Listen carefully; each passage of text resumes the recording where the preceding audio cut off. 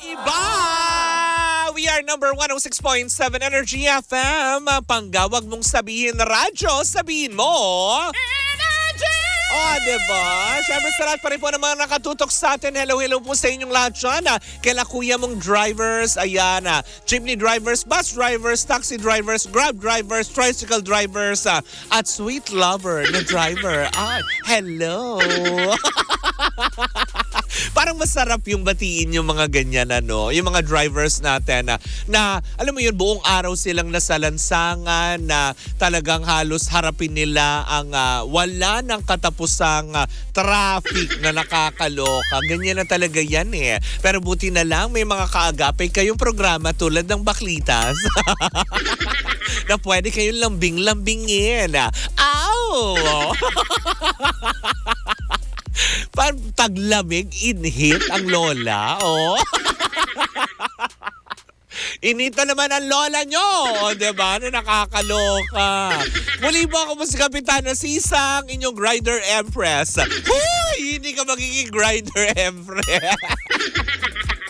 Sa ngalan ng aking partner na si Tita Cora, ito pa rin ang Baklita sa Woo! Hello pa rin po sa mga nanonood sa atin by our social media, of course, through our Facebook Live sa Energy FM. Hello po sa inyong lahat. Ate Mariel Concha, happy birthday ulit. Siyempre gusto ko rin batiin si Ate Alicia Balatbata. Hello po Ate Alice. Ayan ang Lola Nenas. Hello po sa inyong lahat dyan. And of course, batiin din natin mga taga-Hungry Pares dyan sa may Otis. Hi po sa inyong lahat.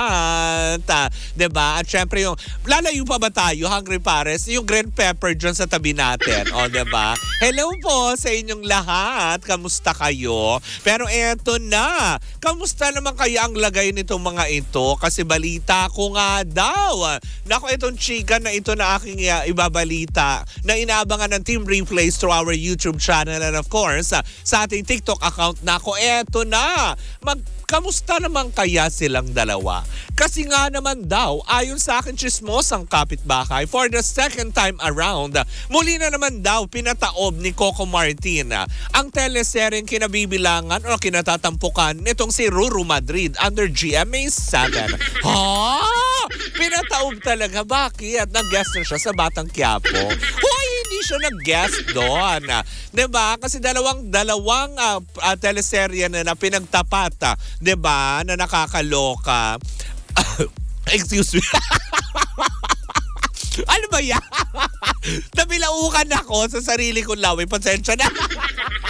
Diba? Dalawang beses na dahil una silang nagkatapat ay yung serye pang ginagawa nitong si Coco Martin na probinsyano kung saan nga naman katapat niya doon si Ruru Madrid din sa seryeng Lolong. O diba? Yung siya ay may kasamang buwaya na nakakaloka. Pangalawa naman, ngayon eto na naman.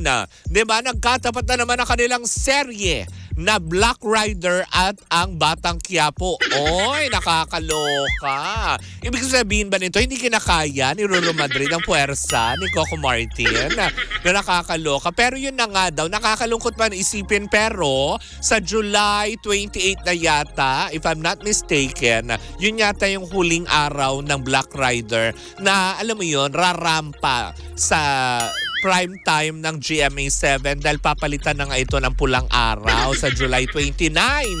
Nakakaloka. Parang nagsimula daw kasi ito Nobyembre last year. Tama ba ako if I'm not mistaken? November last year nagsimula ang seryeng Black Rider. So, November, December, January, February, March, April, May, June, July. Ay, may 8 months din. O, diba? Na nakakaloka.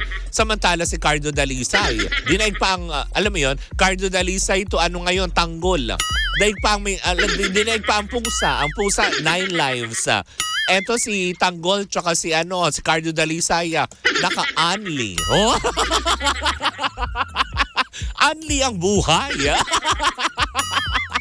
Pero Pero yun na nga, hindi ba? Marami tuloy yung nagsasabi na baka talaga nga naman kaya pinalitan na ng teleserye na gagampanan nito nila Alden Richards, Dennis Trillo, Sanya Lopez, David Licauco at ni, tama ba Sanya Lopez? Oo. Tsaka ni Barbie Forteza kung saan nga naman sila ang papalit after nitong Black Rider. Sabi naman ng ilan nating mga nakausap, in short, yung mga nakachismisa, ng mga chismosa, diba?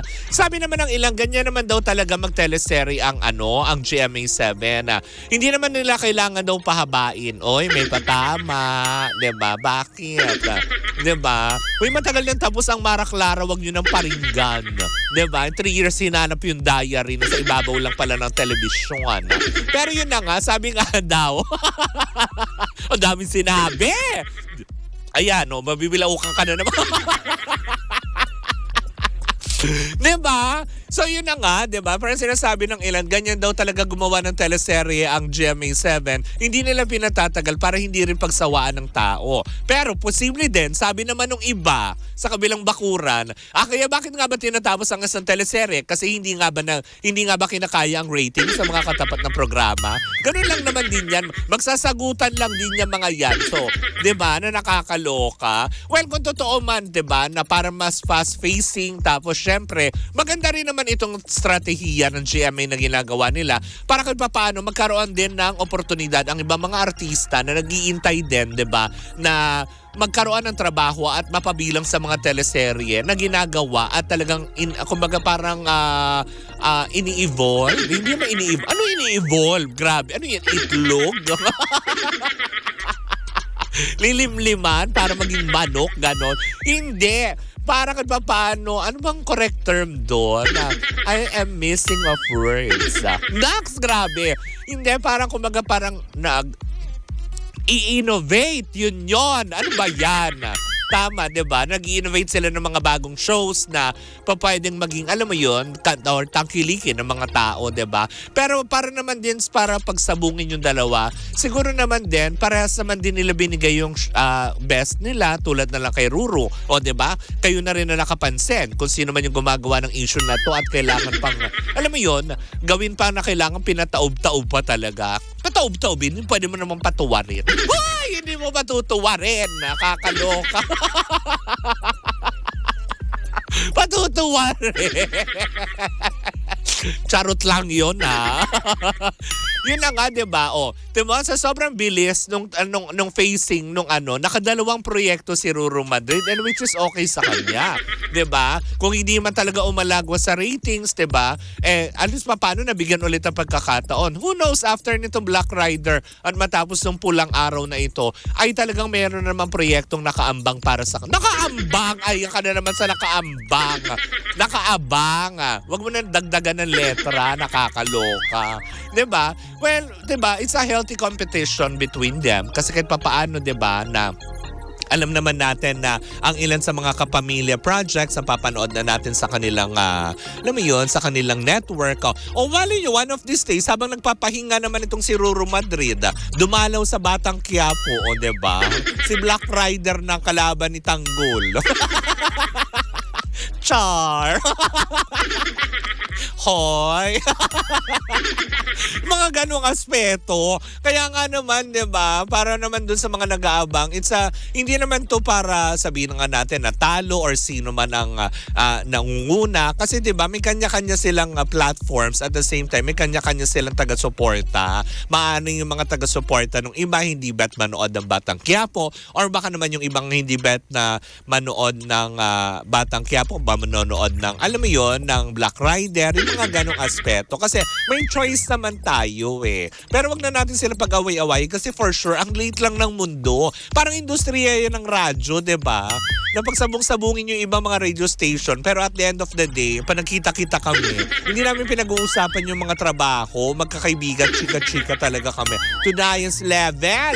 Kaya for sure, ganyan din yan si Coco Martin. And of course, siguro naman nag-meet na sila, diba? ba? Or kung hindi pa man, malay mo ito yung magbukas ng daan para magkita sila. O malay nga naman natin, di ba, na maiget siya sa Batang Quiapo. Who knows, di ba? Yung mga ganong aspeto. Kasi may mga tawid-tawid na kumbaga no more network wars na between ABS-CBN and GMA7. So, hindi malabo na may mga ibang mga kapuso stars na tayo na mapapanood na rin sa mga proyektong gagawin ng ABS-CBN. O, di ba? That's it. O, ng bongga. Well, in the meantime, sa lahat pa rin po ng ating mga panggana na katutok sa atin, maraming salamat po sa inyong pag-antabay muli sa ating programa. Bukas magkarinig ka, magkapanooran naman tayo para sa mga umatig mong chikahan na dala-dala ng dalawang bakla. Muli po ako po si Kapitana Sisa sa ngalan ng kailangan ganun pa sweet. Uy. Ano kala mo? Parang hindi ka dyan Ako pumulin si Kapitana Sisa sa ngalan ng aking partner na si Tita Cora. Kami pa rin ang baklita sa Wow! At syempre we are still same pero iba! Tuloy-tuloy pa rin po ang ating tugtugan. Syempre dito po lamang yan sa number 106.7 Energy FM. Panggawag mong sabihin radyo, sabihin mo